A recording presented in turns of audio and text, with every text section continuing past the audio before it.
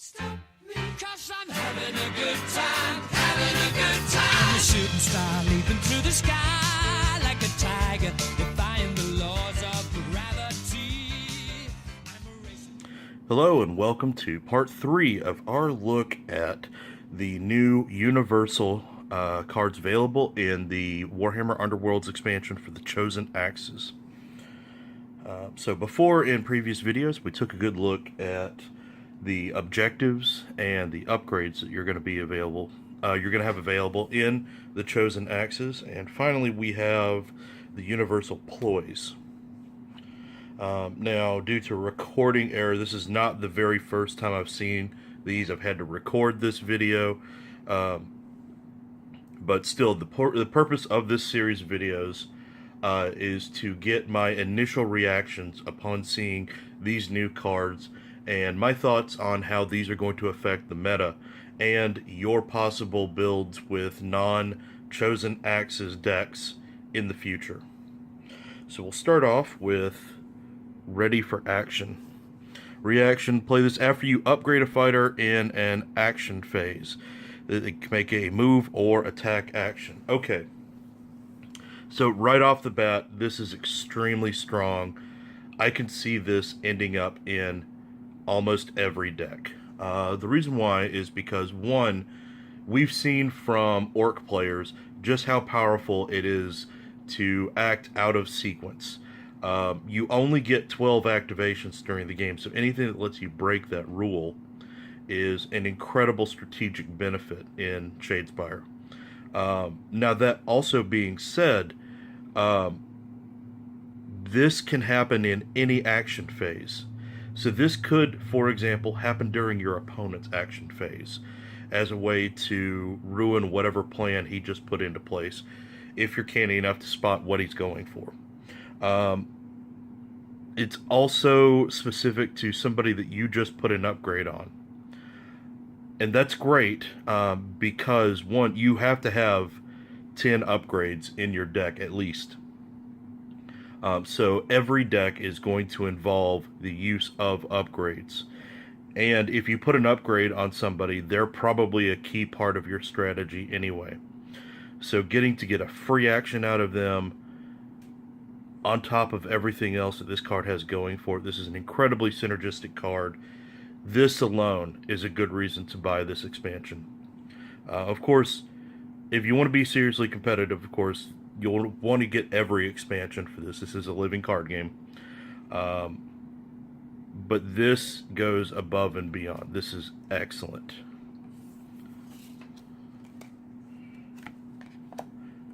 Alright, Legacy. This is, just off the cuff, a bit more situational. Reaction: play this after an attack action or ploy that takes a friendly fighter out of action. Choose one of their universal upgrades and give it to an adjacent friendly fighter.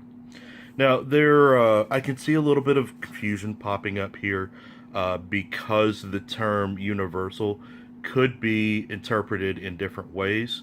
It could mean universal as, according to this icon here, that is a card that could be applied to any faction, or it could be universal in terms of this is not an upgrade that has to be restricted to a single character. For example, this one has to be used only on Fuel Grimnir. I would imagine the intent from Games Workshop is this is not referring to a universal card, but rather an upgrade that could be legally applied to whatever character you're putting it on. But hopefully that will be clarified in an FAQ. Games Workshop's been very good about being on time with their FAQs, so I'm not too worried about this. But as far as its direct usefulness, I like it because it's a way to get a little bit of extra mileage out of your upgrades. I see a lot of people using, for example, Demon Weapon, which is inevitably going to kill the person that it's attached to.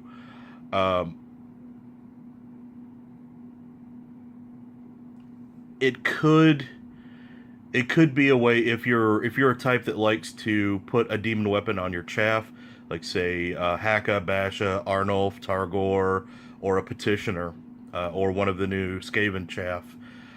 This would be a good way to recycle that card.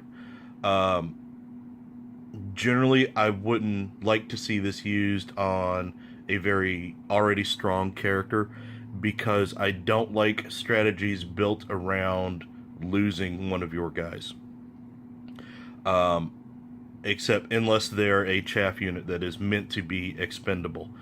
However, I'm interested to see.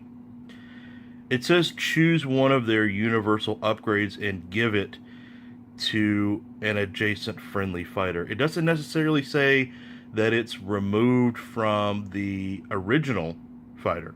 And this is important because with both the Sepulchral Guard and Spikeclaw Swarm being able to essentially resurrect fighters and keep their existing upgrades, I doubt this is what GW intended, but it does kind of read like this is a way to clone upgrades. I'm sure that an FAQ will come out and they'll say, no, you can't do that. But it's an interesting thought that just came to mind. Overall, it's not a bad card. I don't know if it's 100% worth one of the precious upgrade slots you have. I'm sorry, not upgrade, ploy slots you have. But that being said, if you're a frequent user of putting a demonic weapon on a chaff unit, this is not a bad way to get a little bit more mileage out of that.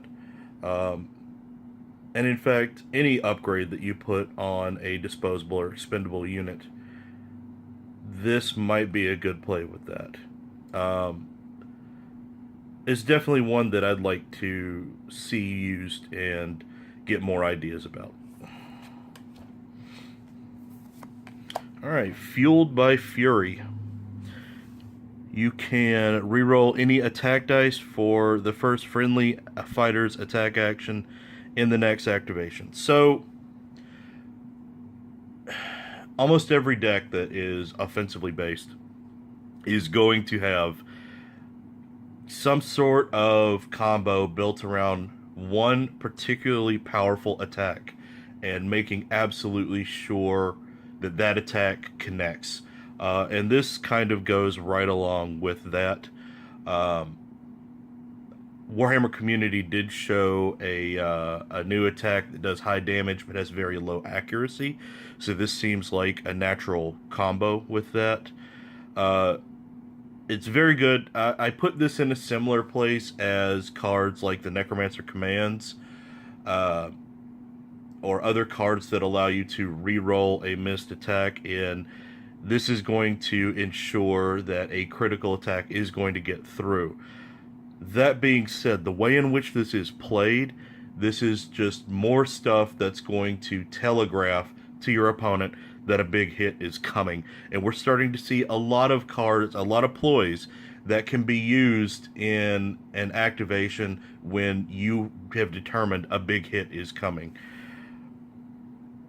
Chances are, though, for that big hit, you've probably already telegraphed it by putting all the other stuff in there. I'm thinking of, the Mighty Swing Sack Bomb, pumping somebody up to get a one-hit kill, that sort of thing.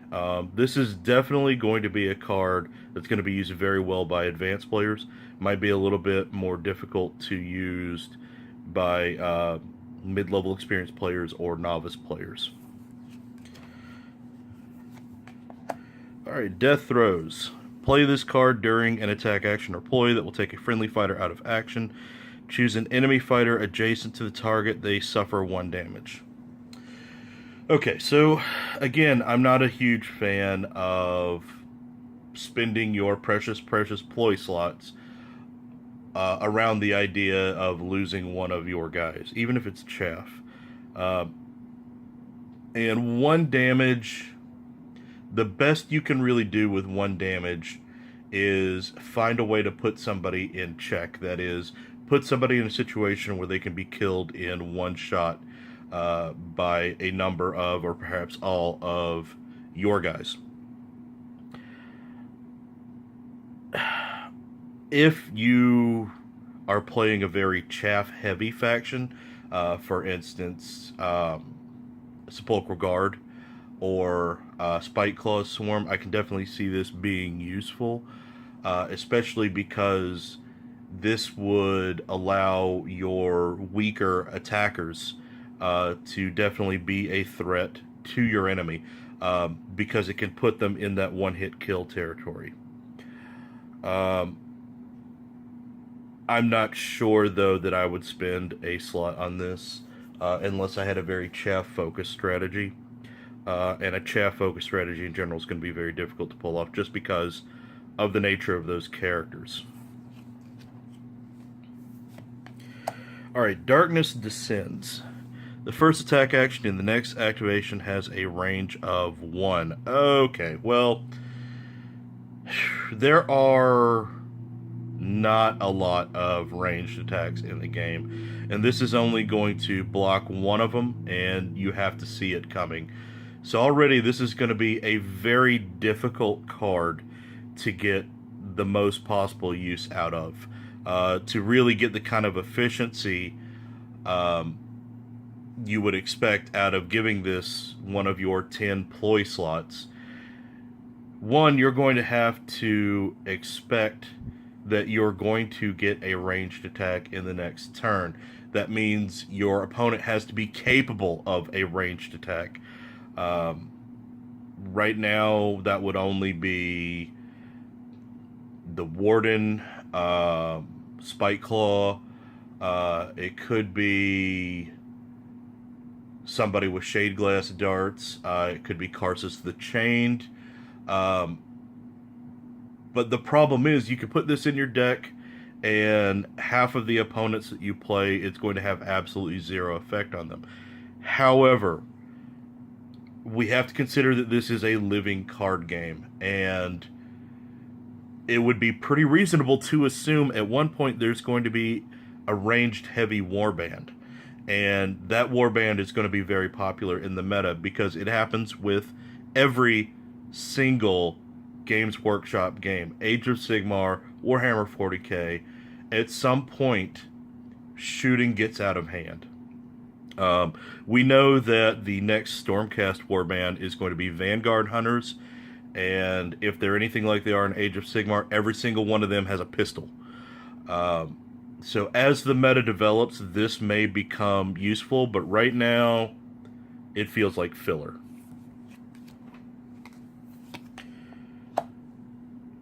Earthquake. Got out of focus here. Hold on a moment. There. Push all fighters 1 hex. You must push them all in the same direction. Any that cannot be pushed this way are not pushed. Okay, so they showed this off on Warhammer Community, and it was an excellent choice for something to show up because, man, this is a whammy. The number of uses for this are immense. First off, this is a counter to distance play. Any faction that wants to set the board up long ways and then sit in the very back and put all of their objectives in the backfield, this is going to work directly against them.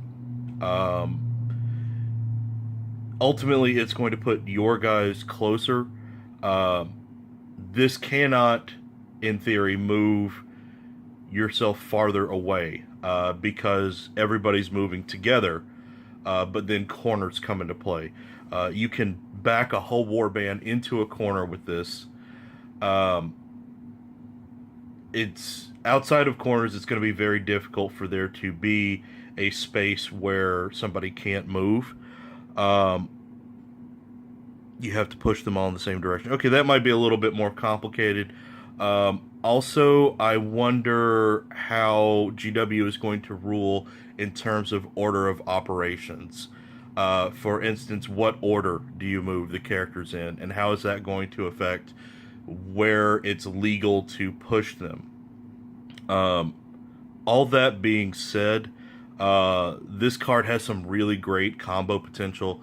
I'm immediately thinking of Shattered Terrain. You force everybody to move, and at the same time, everybody that does move is going to take 1 damage. So essentially, you just dealt 1 damage to everything on the board. It's like a mini board clear, if you're familiar with the same sort of idea in Magic or Hearthstone. It's going to put just about everything on the table in 1-hit kill territory, including your guys. And imagine if you're playing Iron Jaws. This plus Shattering Terrain means that all of your enemies are in 1-hit kill territory, and all of your guys are inspired. I love this card. I could go on and on about this. I might end up doing a whole video just on this card, but already I'm super excited about it. Alright, no time. No more power cards can be played until after the next activation. That's an interesting one. So this seems to be a good way to counterplay. When you have that huge attack that I've been talking about, and you've already invested, 3 or 4 or 5 ploys into making something really go off, you could use this to lock it in, which is going to create an interesting situation. This is going to be one of those cards that you're always going to need to keep in the back of your mind as being a possibility. For instance, very similar to things like Daylight Robbery or Duel of Wits. At the same time, you also have to consider that this card could work very nicely with the objective card, and the name escapes me right now, but the objective card that no ploys get played on a particular activation phase.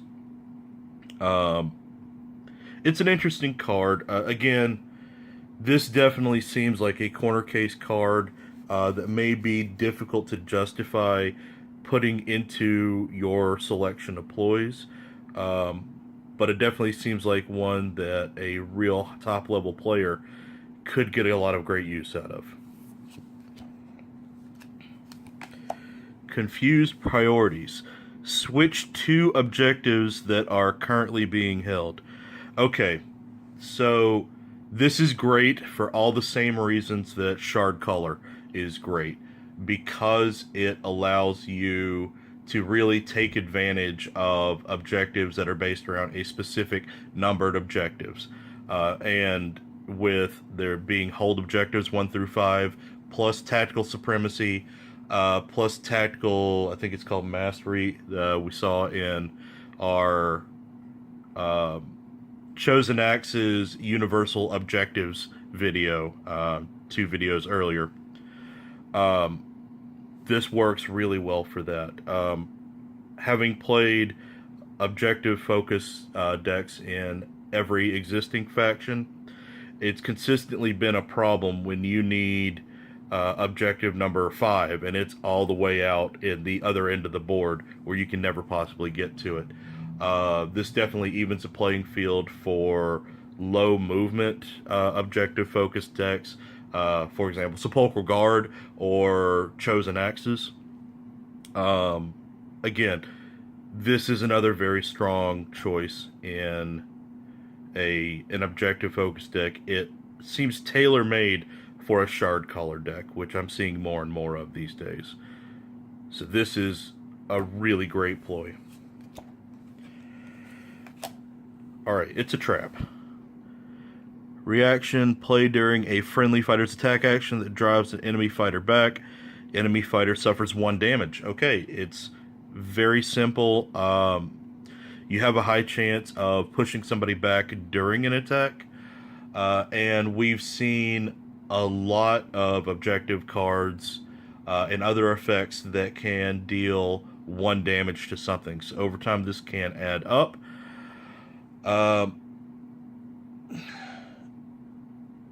this definitely does seem like it could serve a good place in an objectively focused deck, or not. I'm sorry, not an objective focused deck, but an offensively oriented deck or a very defensively oriented deck. Um, a lot of say these Stormcast abilities um, are built around pushing somebody back from them attacking you. Um, it's interesting. I'm not immediately taken with this card the way I have been with other cards, in that I immediately want to make a deck around it. Um, but it definitely serves a niche. And I think as newer expansions come out for this game, we're going to see a lot more cards like this that are very corner case cards that are not going to maybe show up in every deck, but they're going to, by existing, unlock whole new builds. I can definitely see a possible build based around handing out little bits of chip damage, maybe as uh, maybe in a faction that has a lot of chaff, or maybe uh, with a Corn's Champion deck, even. Especially if you combine that with the Earthquake and Shattering Terrain cards that I mentioned earlier.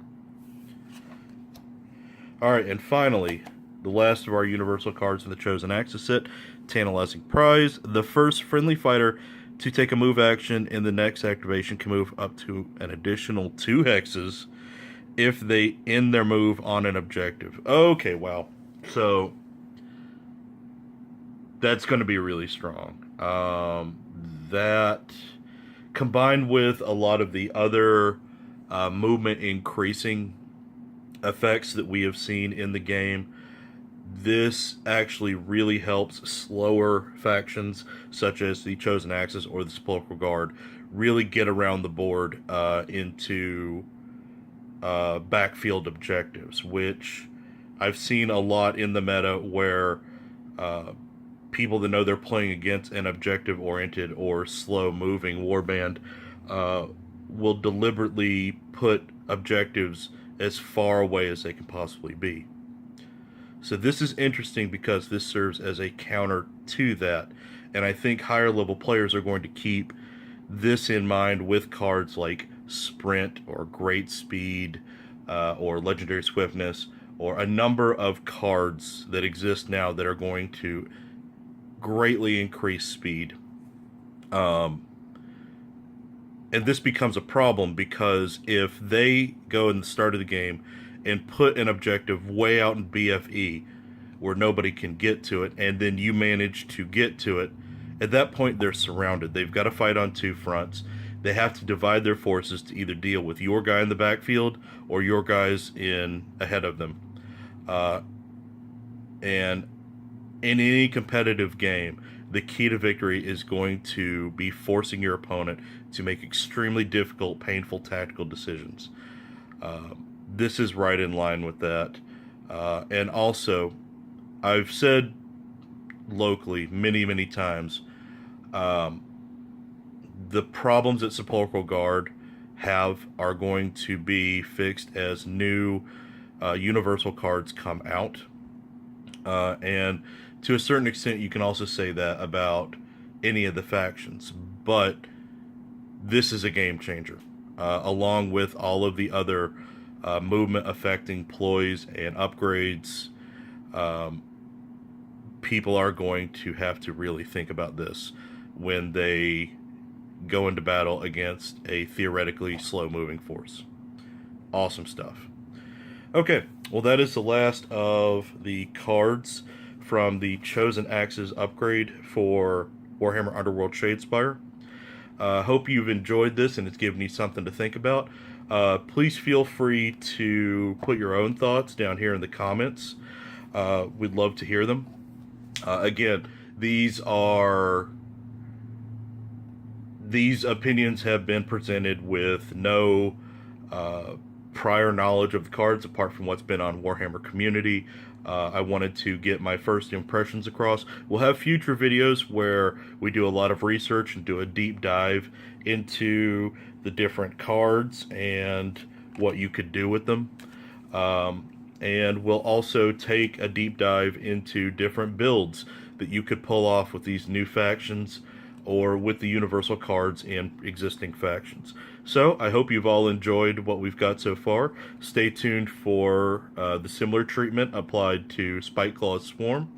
Thanks for watching. Please like, subscribe, and share, and we'll see you in the next video.